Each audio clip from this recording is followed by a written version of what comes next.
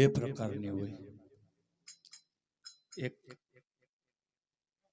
કોઈ પણ આપણા જાહેર ઉત્સવ કે જન્માષ્ટમી છે, રામનવમી છે કે કોઈ ખુશીનો પ્રસંગ હોય ઘરે ત્યારે બોલીએ, એ પણ ધૂન છે. અને એક કોઈની આવી વસમી વિદાય વેળાએ શ્રદ્ધાંજલિ રૂપે આપણે બોલીએ, એ પણ ધૂન છે. એટલે બે પ્રકારની ધૂન ખરેખર કહેવાય. એક ગમે પ્રસંગે બોલી શકાય એવી, અને એક આવી શ્રદ્ધાંજલિ સ્વરૂપે આપણે બોલતા હોઈએ. એમાં પાછા બે પ્રકાર છે. એક ધૂન છે એ હરિસંકીર્તન, હરિસ્મરણ, પ્રભુ સ્મરણ કરીએ આપણે, જે જપમાળા કે નામ લઈએ ભગવાનના, એની પાછળ એ હરિસંકીર્તન સ્વરૂપે એક ધૂન છે. જે પેલા બાપુ બોલ્યા, શ્રીનાથજીની ધૂન તો હરિસંકીર્તનની ધૂન ગણાય. અને બીજી તમે બોલ્યા આગળ પાછળ ભજનમાં કેમ ના આવ્યું, એ બોધાત્મક કે શિખાત્મક રૂપે ધૂન છે. એટલે બે પ્રકારની ધૂન હોય. એક ગમે તે પ્રસંગે બોલી શકાય, એક આવી શ્રદ્ધાંજલિ સ્વરૂપે. એમાંય પાછી બે પ્રકારની, કે હરિસંકીર્તન સ્વરૂપે આપણે ગાઈએ, અને બીજી આવી શિખાત્મક કે બોધાત્મક સ્વરૂપે ગાઈએ. તો આજે આપણે એક સ્વજનની શ્રદ્ધાંજલિ રૂપે મળ્યા છીએ, અને શ્રદ્ધાંજલિ આપવા એની પાછળ જે કંઈ આપણાથી થાય હરિનામ સ્મરણ કર્યું.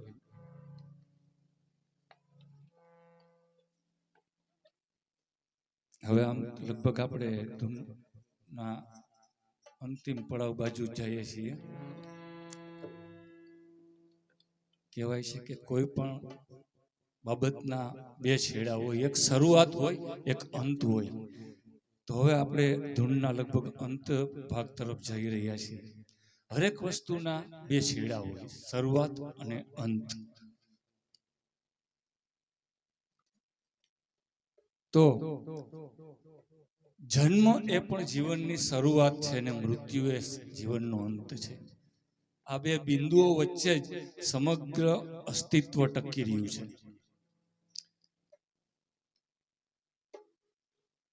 એટલે કહેવાનો અર્થ કે કોઈ પણ વસ્તુના બે છેડા હોય. તો એમ આપણા શાસ્ત્રમાં લખ્યું છે કે ભાઈ કોઈ પણ વસ્તુના બે છેડા હોય તો પૃથ્વીના છેડાને શું ગણવું? કેમ કે પૃથ્વી તો ગોળ છે. છેડા તો તમે એના જાણી કે માપી શકો, કે જે કંઈક સ્ટ્રેટ સીધી લીટીમાં હોય. પૃથ્વી ગોળ છે તો પૃથ્વીનો છેડો એટલે ઘર. એમ આપણા વિદ્વાનોએ કીધું છે, આપણા શાસ્ત્રોમાં કીધું છે. અને એ ઘરના જો બે છેડા ગણવા હોય તમારે, શરૂઆત અને અંત, તો એ ઘરના બે છેડા એટલે માં અને બાપ.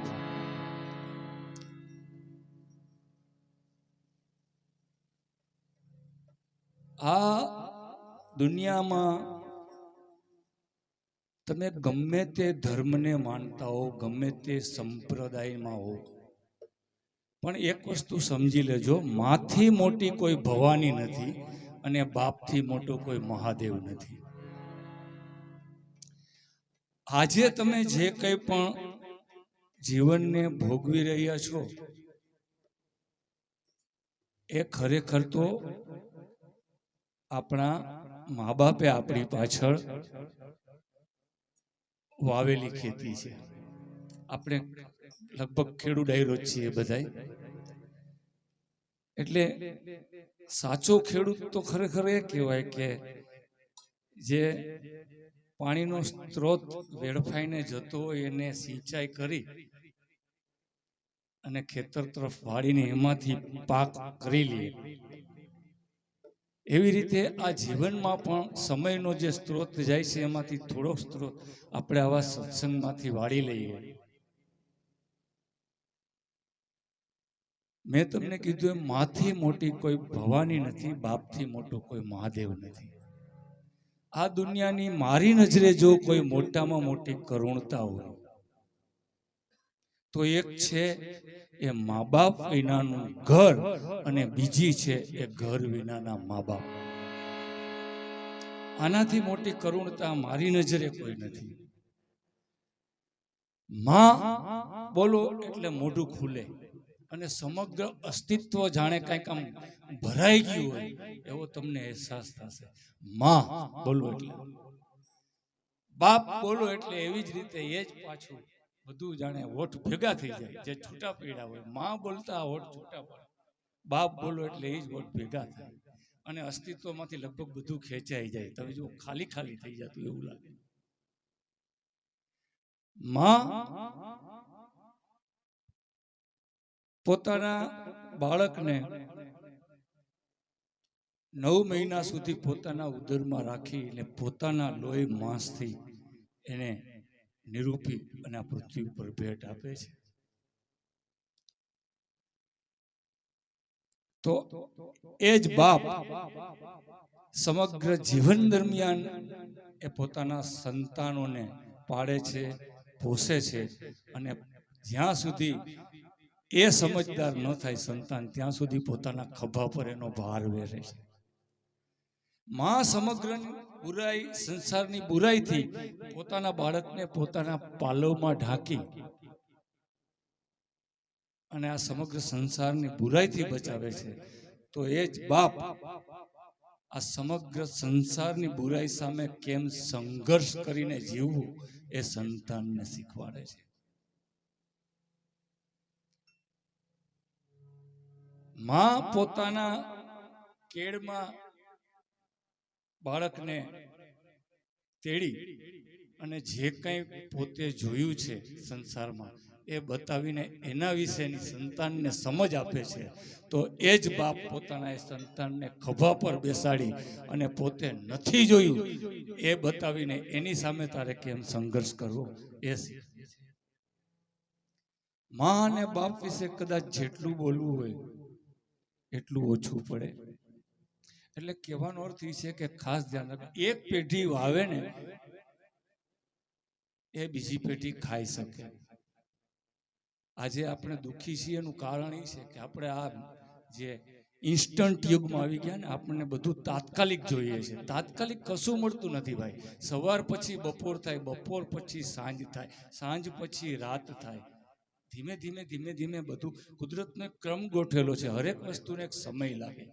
તો મા બાપે પણ જે કાંઈ વાવ્યું છે એની ફલશ્રુતિ સંતાન ભોગવતા હોય છે.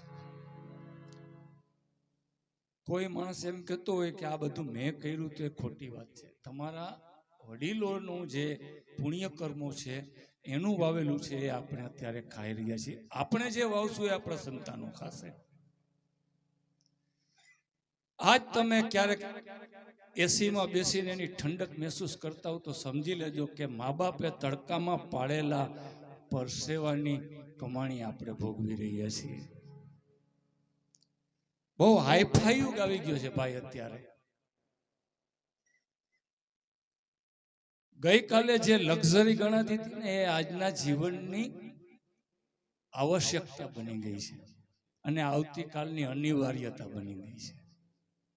એટલે આજ તમે કદાચ ઘરની બહાર નીકળો અને તમારા ઉંબરામાં, આંગણામાં કે પછી દરવાજાની બહાર નાનકડી સાયકલથી માંડીને મોપેડ કે 2 વ્હીલ બાઇક લઈને 4 વ્હીલ જો તમારી રાહ જોઈને ઊભું હોય તો સમજી લેજો કે ક્યારેક મા બાપે આપણી પાછળ ઘસી નાખેલા જૂતા ચપ્પલની કમાણી આપણે ખાઈ રહ્યા છીએ.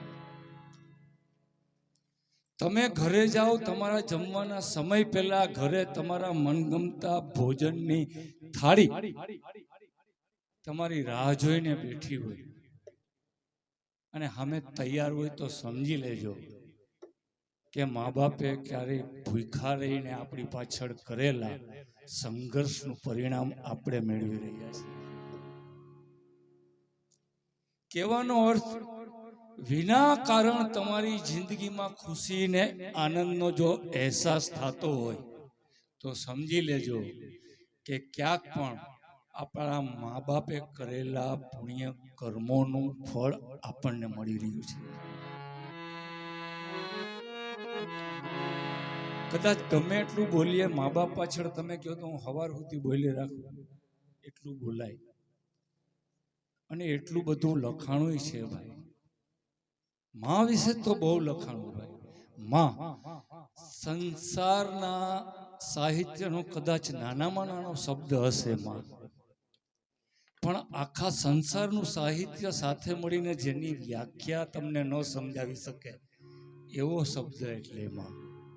ભગવાને આ સૃષ્ટિ ઘડતા ઘડતા ઘડતા ઘડતા કોઈ કલાકાર છે એ પોતાની કૃતિની રચના કરતો હોય, કોઈ કારીગર પોતાની કૃતિઓનું સર્જન કરતો હોય, એમ કરતા કરતા કોઈ કવિ કવિતા બનાવતો હોય, સંગીતકાર સંગીતની તર્જ બનાવતો હોય, કોઈ કુંભાર એવા વાસણો બનાવતો હોય, કોઈ ચિત્રકાર પોતાનું ચિત્ર બનાવતો હોય, પેઇન્ટિંગ બનાવતો હોય. બનાવતા બનાવતા ક્યારેક અનાયાસે, કોઈ પણ જાતના પ્રયત્ન વિના અનાયાસે કોઈ એવી કૃતિનું સર્જન થઈ જાય જેને આજની મોડર્ન ભાષામાં માસ્ટરપીસ કહેવામાં આવે છે. તો એવું કોઈ માસ્ટરપીસ બની જાય પછી એ કલાકાર ખુદ પોતાની આ કૃતિનો દીવાનો થઈ જાય. એટલે ભગવાને પણ આ સૃષ્ટિ રચતા રચતા બનાવતા બનાવતા જ્યારે એણે માનું સર્જન કર્યું, ત્યાર પછી ખુદ પોતે માનો દીવાનો થઈ ગયો છે. તમને ખબર જ છે કે ભગવાન તો કેવડી તાકાત છે ભાઈ. એને પ્રગટ થવું હોય તો એ સ્વયંભૂ ગમે ત્યાં પ્રગટ થઈ શકે ને, એને કોઈ માધ્યમની જરૂર જ નથી. પણ આપણા શાસ્ત્રો, આપણા ગ્રંથો, ધર્મગ્રંથો એ વાતના સાક્ષી છે કે જ્યારે જ્યારે પણ ભગવાને એક માના પેટે જન્મ લીધો છે ત્યારે ત્યારે આ સૃષ્ટિ એને વધુ સ્નેહથી સત્કાર્યા છે.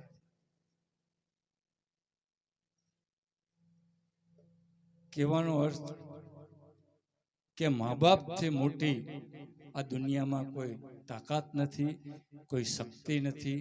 અને તમે ગમે કક્ષાએ પહોંચો, તમારી પોતાની પણ એ હેસિયત નથી કે મા બાપના ઋણમાંથી આપણે મુક્ત થઈ શકીએ.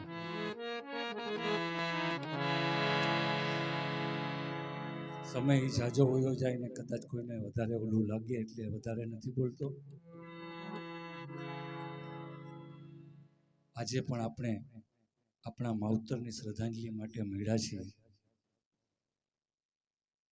પરમ કૃપાળુ પરમ પિતા પરમાત્માને આપણે હૃદયપૂર્વકની પ્રાર્થના પાઠવીએ કે આવેલ સદગત આત્માને પોતાના શ્રી ચરણોમાં સ્થાન આપે, સદગતિ આપે, શાંતિ આપે, એમના પરિવારને એમની ગેરહાજરી સહન કરવાની શક્તિ આપે અને એમના જે કંઈ અધૂરા શુભ સંકલ્પો હોય તો એ એમના પરિવારને પૂરા કરવાની પ્રેરણા આપે.